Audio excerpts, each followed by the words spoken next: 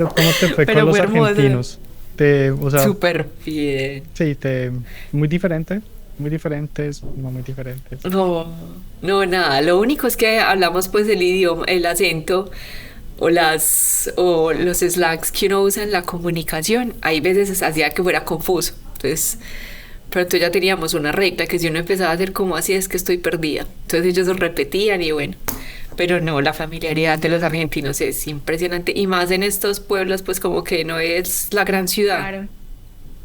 Eso es, no, eso es espectacular, espectacular. La gente es súper preocupada por uno, todos los días había comida en alguna casa y te invitaban, te llevaban, te parches, Qué juegos, bonito. comida, pizza. Sí, no, no era. Cuando estábamos en clases eran preocupados porque sabían que había cosas que uno no entendía, que decía el profesor y te copiaban, te llegaba el mate. Pues Qué no, belleza. eso fue brutal. Argentina fue espectacular. Ana, ¿y tampoco pensaste en quedarte allá? No, No. Esa cucaracha. no. Sí, yo no quería seguir lavando mis blue jeans en el No, lavamanos, eso era es muy complicado. muy duro. No, sí, cuando yo llegué a Colombia dije, uy, ya estoy en Esto mi es un tierra lujo, ya. esto es un lujo. Perfecto, esto es un lujo. O sea que muy pobre Sí. la ciudad o el pueblito más, o sea, como un pueblito pobre de Colombia o cómo nos lo imaginamos. Pero no sé, te cuento una ciudad estudiantil con el presupuesto de una ciudad estudiantil. El 80% de la gente que estaba en el pueblo era estudiante. Entonces no es como que hubiera pobreza en sí, pero sí había Haces de un recursos, poco de desarrollo. a lo Sí, mínimo. Una vida muy sencilla. sí, hacete cuenta, muy sencilla, sí, hacete cuenta que estabas viviendo en la universidad, dentro de una universidad. Pero los profes también vivían ahí o vivían en la ciudad de al lado. ¿Cuál era la ciudad Vivían de al en la lado? ciudad, Paraná. Paraná. Ok. ¿Paraná, Argentina o perdón? Porque sí me pierdo en geografía. Sí. Es Argentina. Ok. Bueno, Ana, entonces vuelves a Colombia y ¿en qué momento decides estudiar una segunda carrera? Bueno, no, pues me tengo que devolver a California. Oh, ok. Alguna vez pues el papá era psiquiatra. Entonces yo me mantenía mirando la biblioteca de ellos y veía puros libros interesantes. Pero les voy a decir, o sea, yo me gradué de psicología, todavía no soy capaz de leer a Freud. Le digo que ellos escriben para que uno no me entienda. Y yo lo intentaba leer en inglés, perdiendo el tiempo. O sea, pero él tenía pues a la cana, todo traducido en inglés y yo decía, no, yo no estoy entendiendo nada. Y un día la mamá sufría de migrañas, era bien particular. La mamá tenía migrañas y el papá había nacido con 6 huecos de masa cerebral. Entonces tuvo un retraso en el desarrollo importante, pero la mamá, pues la abuela, la familia, era maestra y se dedicó, ella nunca, él no fue diagnosticado nunca, pero la mamá sabía que había un tema y se dedicó particularmente a enseñarle con paciencia, con paciencia, con paciencia.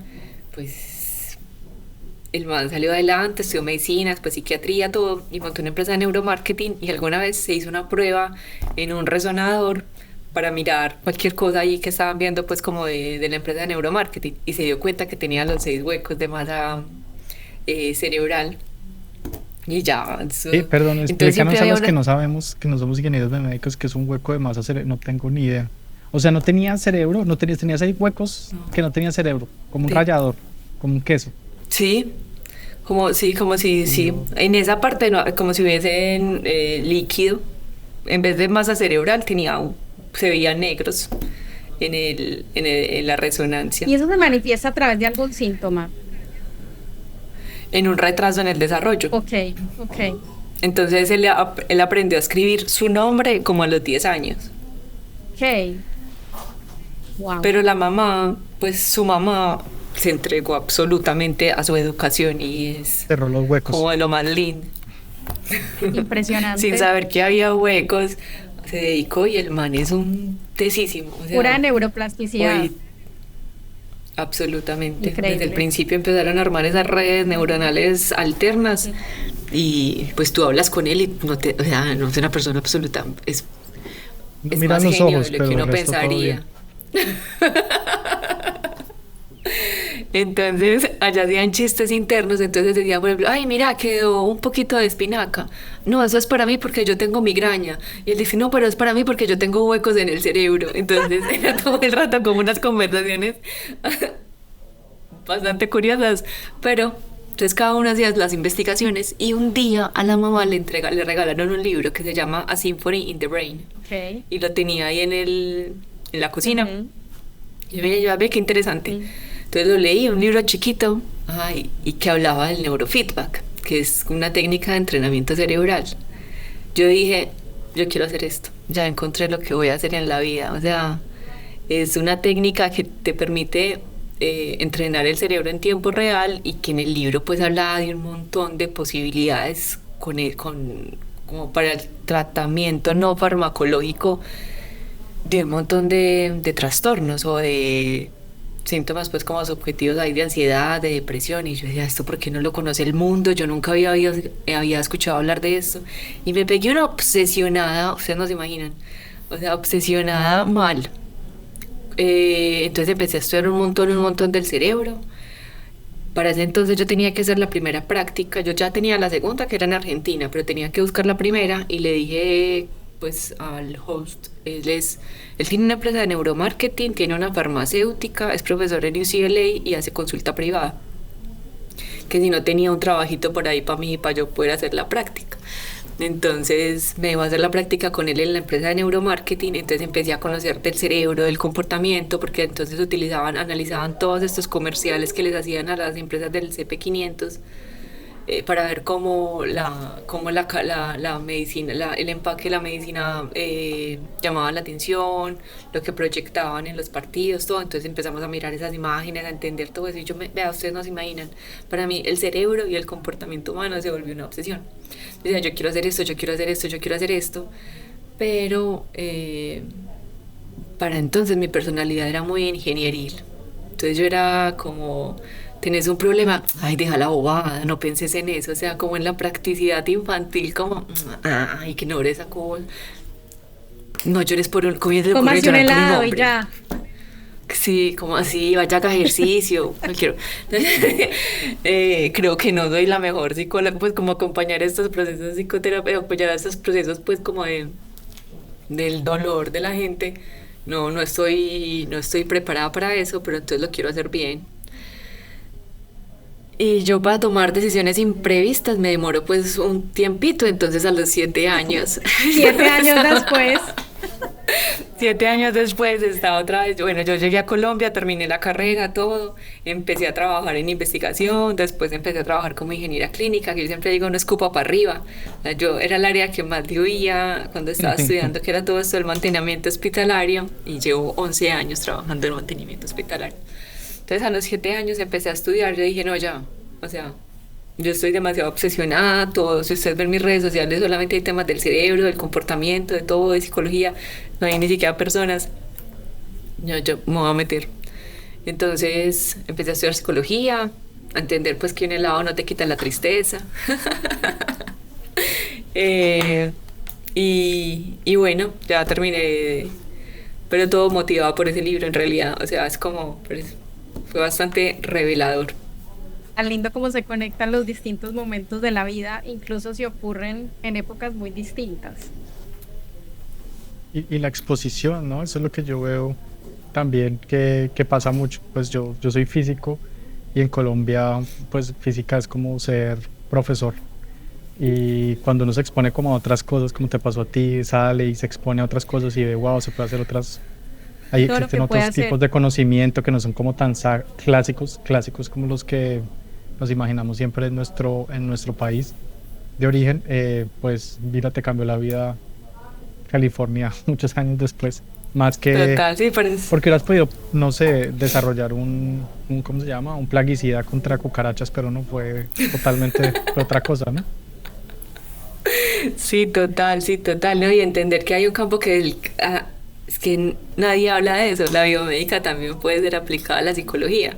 Totalmente. Y ahora mi consulta es una mezcla de las dos. O sea, yo no estoy abandonando la biomédica, pero La estás integrando. la integro y estoy integrando los dos conocimientos en un área nueva de conocimiento que pues para mí tiene mucho potencial, me parece encarretadorcísimo. Pero cuéntanos a todos los que estamos, Completamente que de van a escuchar acuerdo. este episodio, ¿qué es lo que estás haciendo ahorita exactamente? ¿Qué es esta mezcla? ¿A qué te estás dedicando con esto? Cuéntanos de Aurea. Entonces, ahora nace entonces como un proyecto en esta integración de buscar aplicar de aplicar sí, la neurociencia, todos los avances que tenemos en neurociencia a los procesos psicoterapéuticos. Entonces, tenemos tecnologías, por ejemplo, como neurofeedback, que son estimulaciones activas del cerebro que tú puedes entrenar. El cerebro es un órgano al final de cuentas. Y con entrenamiento tú le muestras al cerebro cómo está funcionando y cómo debería funcionar a través de la retroalimentación, como de esas interfaces cerebro-computador, y le muestras cómo funciona, dónde debería, y eso te da, o se te mueve un video, o en el videojuego avanzas, o coges una estrellita, va a ser como diferentes motivadores, reforzadores de la conducta, y el cerebro empieza a entender que ahí es más eficiente, que estás logrando tener los mismos resultados de funciones ejecutivas con mucha menos energía, que es como el principio de todo cuerpo biológico, donde menos energía haya, ahí me quedo, menos energía necesite. Entonces también hay estimuladores por ejemplo, ya son las estimulaciones pasivas que uno a través de corriente o de magnetismo puede como hacer vibrar las células, las neuronas, en unas frecuencias que las despierten y permitan y estimulen esa plasticidad para ya después de unos ejercicios específicos, unas terapias y una psicoterapia que ayude a integrar, promueva la creación de nuevas redes neuronales o de maneras más eficientes de utilizar el cerebro. Pues. ¿Y esto a quién está dirigido exactamente? Esto me suena, pues, puede ser como muy tonto mi comentario, como a la naranja mecánica un poquito, ¿no? Como una cosa así. ¿O no? ¿Por qué? ¿Por qué lo dices? Pues porque era también como cambiar el comportamiento de personas agresivas con imágenes, tratando de mirar el cerebro. Pero pues te digo que puede ser como muy tonto lo que estoy diciendo, totalmente ignorante. Pero ¿a quién está dirigido? Pues personas, por ejemplo, agresivas, o a quién está. Sí, o sea, al final cualquier comportamiento que uno tiene está sostenido en una estructura biológica, ¿no es cierto? Entonces, cuando uno hace los primeros análisis de esas evaluaciones psicológicas, entender cuáles son las molestias o esos comportamientos desadaptativos que se están presentando y cuáles redes neuronales se están sobreactivando o hipoactivando, no están trabajando como deberían, te ayuda como uno empieza a entrenar a que se suban estas ondas un poquito más o que se bajen estas ondas que son de hipervigilancia remisión un poquito más. Entonces, por ejemplo el neurofeedback es el tratamiento no farmacológico con más evidencia para el tratamiento del déficit de atención e hiperactividad. Entonces, en el déficit de atención uno va a tener una zona acá prefrontal muy lentica y va a tener una zona parietal sobreestimulada. Entonces, uno que empieza hacer, que es lo que uno ve en la población, que es muy difícil concentrarse, que es muy difícil poner atención y que todo se quiere expresar a través del cuerpo, porque acá están esas partes de monitoreo, planeación, regulación, inhibición y todo esto está ahí lentico, pero la parte que busca la exploración sensorial está hiperactivada.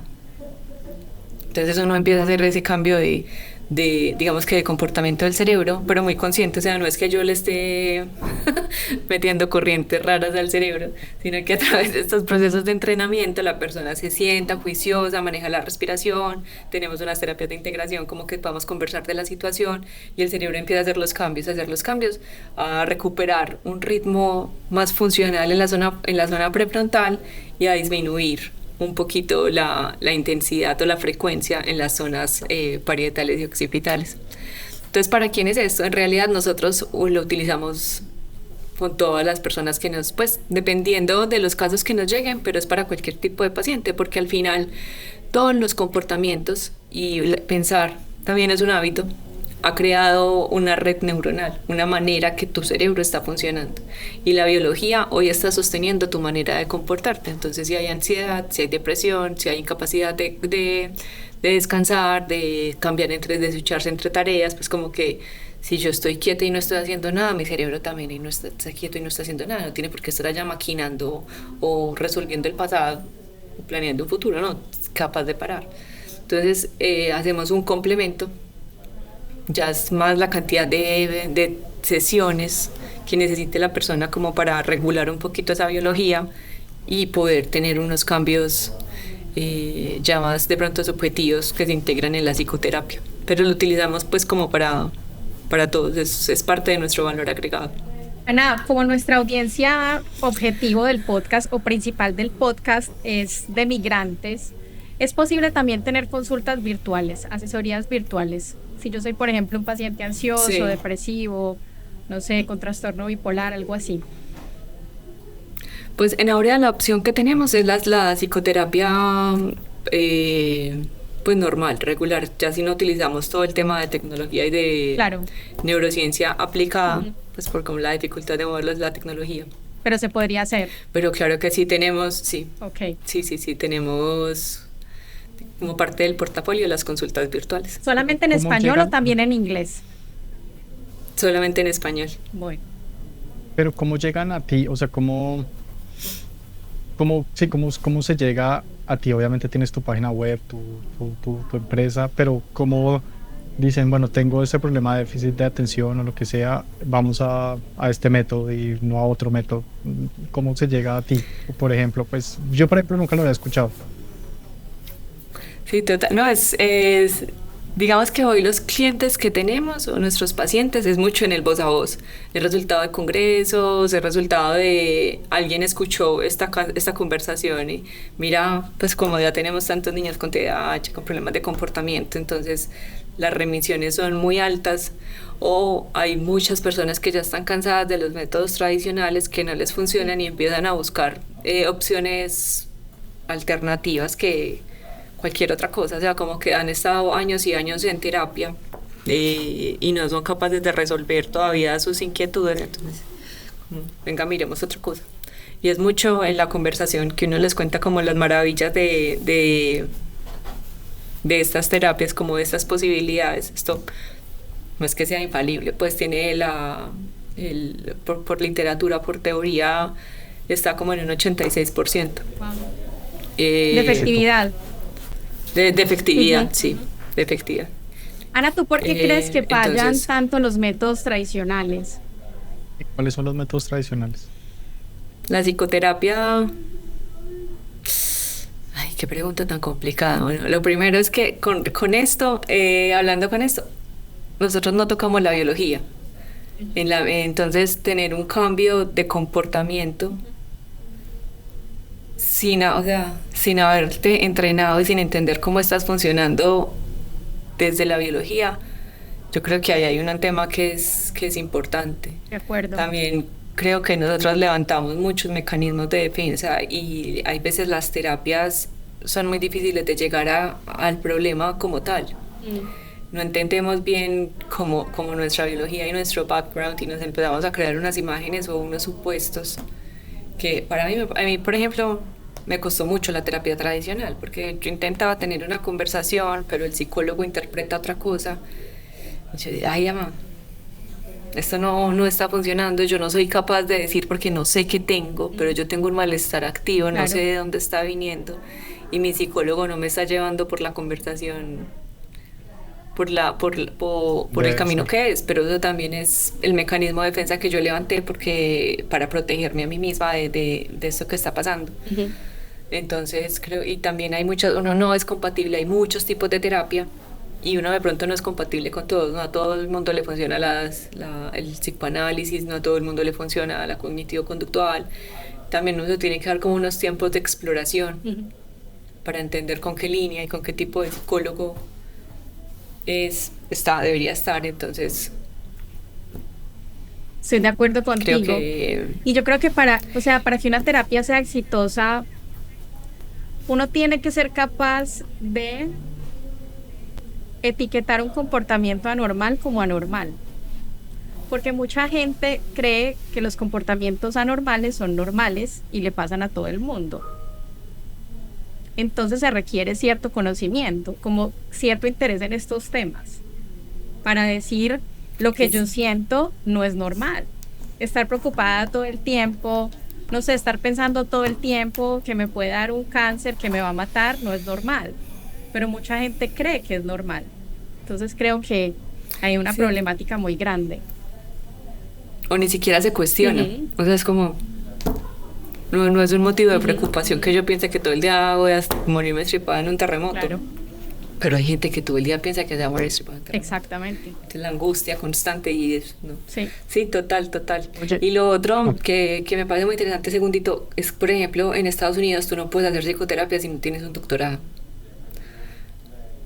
Acá, tú sales de la carrera y puedes hacer psicoterapia. Entonces yo creo que los niveles de preparación también son distintos. Pueden quedar un poquito ahí.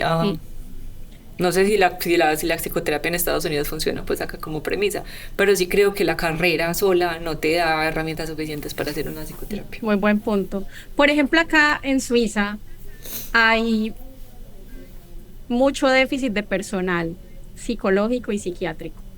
No hay suficientes psiquiatras y psicólogos para atender a la población. Y eso es muy grave, porque entonces muchas personas con ansiedad, depresión, trastorno bipolar se quedan sin atención. Y pues obviamente eso deriva en un empeoramiento del problema. Entonces muy chévere que haya, por ejemplo, la opción virtual que tú ofreces, me parece que puede ser muy útil para muchos migrantes.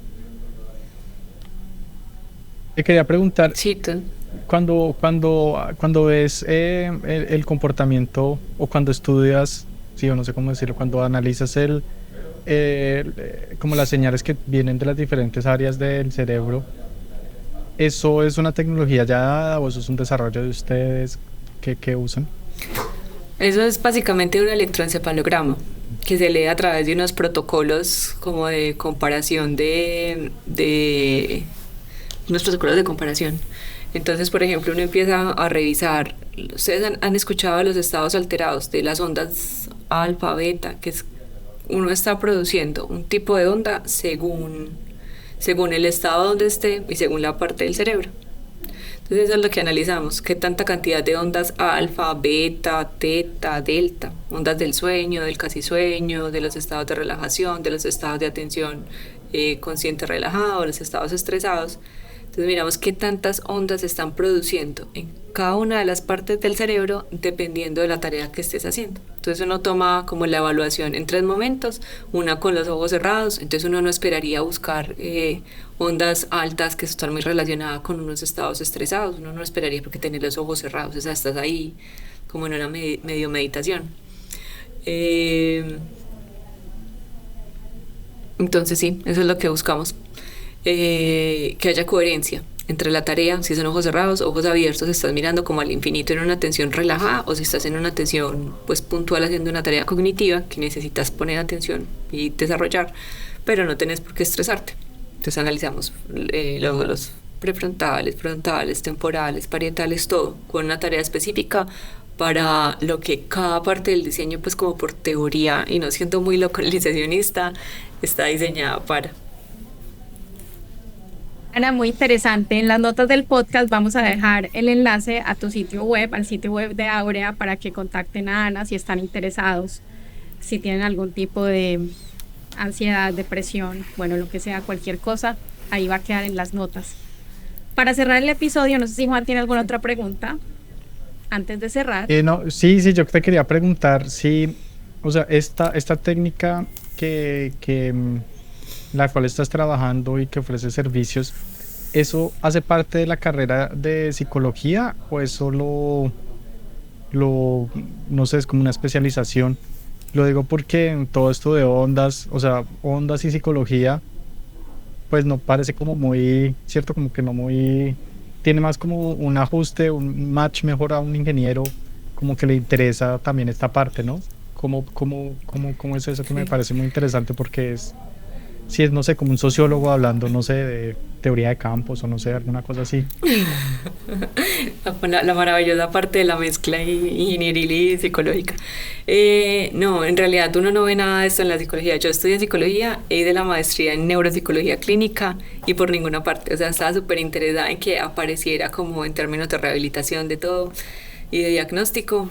Pero no, estas son certificaciones que se estudian por aparte, pues están dentro de las tareas de la salud. Incluso, por ejemplo, acá no hay ni siquiera normatividad al respecto. Te exigen lo mismo que te exigen para tener un equipo biomédico, pero no hay nada que te regule o que tú puedas encontrar un curso de neurofeedback específico acá en Colombia.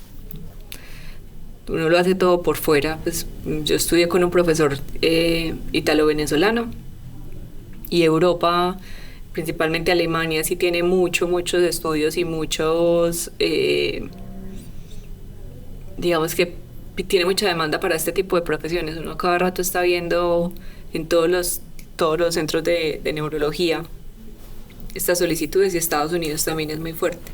Y acá va llegando, un poquito más tarde que todos, pero va llegando, pero no por la carrera, no por las líneas de psicología como tal. Creo que apenas se está haciendo, o sea, hace 3 meses hubo el primer congreso de neuroterapias en la Universidad del Rosario, y creo que es lo primero que he visto en Colombia, Wow. pues como de esas magnitudes. Igual en Totalmente. biomédica también exploramos todas estas técnicas del electroencefalograma, el electrocardiograma, pues eso también hace parte de la carrera de ingeniería biomédica. Claro, ajá, es ese análisis de la señal biomédica, pero nos faltó la conexión, Claro. como, Aparte. ¿y eso qué? Ajá, ¿y eso qué hace? O sea, ¿y Claro. eso qué quiere decir? Sí. Es que al Y- final, como y tú tú no decías, puedes yo dar- creo que todas las áreas del conocimiento se encuentran. O sea, no hay que separarlas. Porque si integramos todas las áreas del conocimiento, llegamos a lugares inesperados y también a soluciones inesperadas y muy positivas, como en este caso. Sí, sí, totalmente de acuerdo, ¿no? Esa fragmentación hay veces nos sirve mucho y hemos logrado mucho, pero también nos está quitando un poquito de perspectiva. Bueno, no nos quita. Nos da perspectiva cuando nos abrimos las miradas. Sí, no, y también la posibilidad, no sé si a ti también te interesa enseñar esto, un poco no es muy fácil como la academia antioqueña de la neuro. De neuroter- No, de hecho, yo hago parte de una asociación, la Asociación Internacional de Neuroterapias. Tenemos pues gente de toda Latinoamérica y de España, donde nos dedicamos a eso, a hacer promulgación, donde promulgamos este conocimiento. Hay cursos, hay entrenamientos, hay capacitaciones, hay de todo. Y nos movemos pues, ahorita hay un congreso en Argentina. En febrero estuvimos acá en Medellín en el primer congreso de neuroterapias. Vamos para Argentina ahorita en agosto. En febrero estamos en Táchira, Venezuela. También es pura construcción colectiva de conocimiento, de tener nuestros propios bases de datos normativas para la población de la región y buscar una manera de compartir estos conocimientos y estos desarrollos y avances. Saben que hay hasta, les voy a contar, o sea, si la biomédica y estas tecnologías y la psicología se mezclan extrañamente. En nuestro grupo tenemos unas optómetras que trabajan con pacientes que son viscos, para ayudarles a corregir los ojos con este mismo tipo de entrenamiento, utilizando el neurofeedback. Entonces estamos escuchando, ajá, y unos casos de éxito brutales. O sea, hay gente que la medicina tradicional no les da opciones. Estos pacientes estas médicas, están teniendo resultados en 8 meses enderezando el ojo. Espectacular. Después de... Me parece magnífico. Sí, es divino, es súper lindo. Interesante escuchar como en serio, de California, de una una estancia de niñera, cómo puede motivar uno a conocer a mezclarse con otra gente, ¿no? A gente diferente que uno no tiene contacto día a día con ellos. Sí, total, lo que tú decías ahorita, o sea, uno exponerse a una realidad absolutamente diferente a la tuya, creo que es un golpe de suerte, que uno, pues, como que es construirse su propia suerte, porque esa exposición a conocer el mundo con la mente abierta te puede dar cualquier clase de perspectiva y de posibilidades después. De alas, sí. Ana, ahora sí para cerrar, ¿qué libro nos vas a recomendar hoy? Hoy les voy a recomendar el libro, se llama Mentes Dispersas de Gabor Maté. Ok. Es espectacular, o sea, él es un médico psiquiatra canadiense que trabaja todo el tema del trastorno de déficit de atención e hiperactividad, no como un trastorno. Entender que la patología viene de una de las realidades en las que nos enfrentamos como niños. O sea, el que pasan en cerebro esas se primeras adapta a esas infancias, que realidades. se adapta, tiene que sobrevivir, adaptativo o desadaptativo, no sabemos. Y cómo nosotros como adultos tenemos como tanta importancia y tanta relevancia en lo que de verdad está viviendo un niño. O sea, los primeros 7 años son trascendentales y entender que muchos de estos síndromes, trastornos, patologías que vemos en la edad adulta vienen de esa experiencia de allá. Entonces también es como, úpale, podemos hacer mucho para bien y para mal y entendernos fuera del contexto patológico, antes que somos el resultado de una experiencia de vida, es bastante bonito. Ana, muchas gracias por tu tiempo hoy, estuvo muy interesante la conversación. Vamos a dejar los enlaces al sitio web de Ana, a Áurea, en las notas del podcast y también al libro que nos acaba de recomendar. A todos ustedes síganos en Instagram, en TikTok, en YouTube y nos escuchamos en un próximo episodio. ¡Chao!